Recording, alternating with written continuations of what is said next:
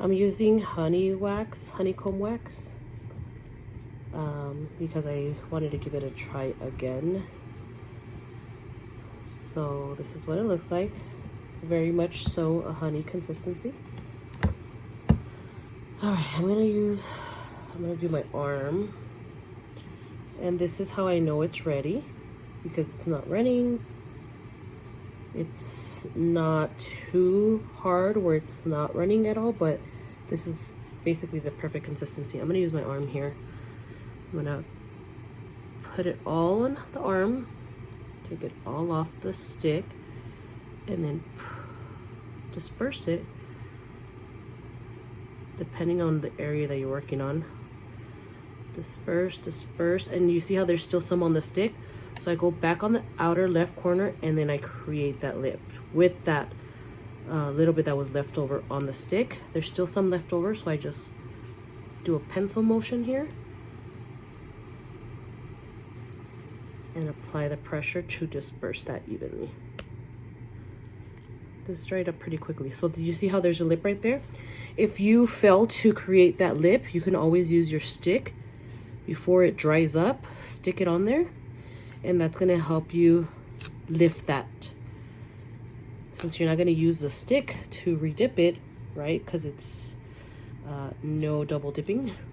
You can use the stick for that method to lift up the flap before it dries down. So if you forgot or you couldn't create that lip, you can use this stick to lift it. I'm gonna show you another method. I'm gonna use the back of my stick because this is my own pot. Even though technically you're not supposed to use the bottom of the stick either, because it's considered double dipping as well, especially right now since I'm not wearing gloves. But again, this is my personal pot. I have the ones that I use for the clients on the on my little cart right there. So I'm gonna just create a little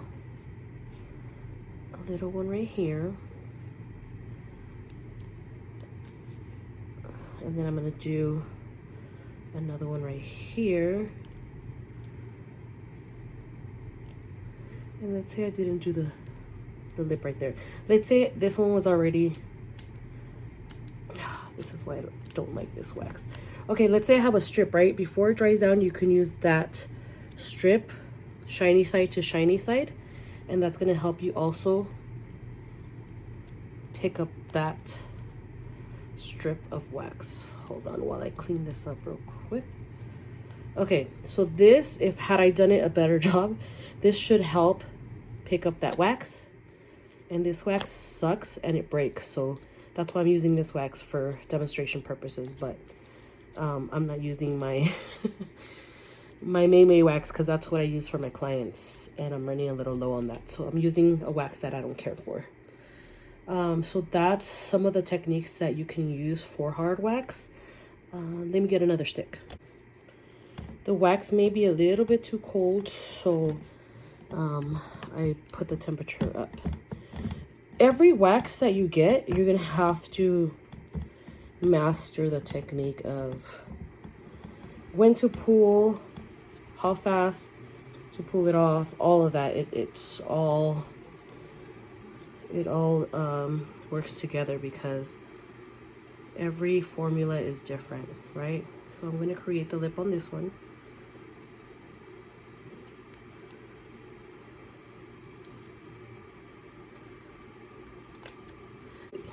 So basically it's pretty much dry. You see that thick lip? You don't have to create a thick lip like that, but if you want it for easier lift, you can while you're a beginner. Once you get the gist of the lip, you're going to create a less thicker lip because you want to save product, right? So, but that makes it easier for you to pull the strip off. And just do that. Let's try a small strip. I'm going to save this one so that I can show you how to use that piece to lift the wax. This is probably not a good demonstration because this wax dries fast. Okay, I'm going to use, yeah, this is probably not going to work. But basically the May wax will work. Okay, it did work. So that's it. That's gonna help you pull that wax strip off. And that's it. If you have any questions, let me know.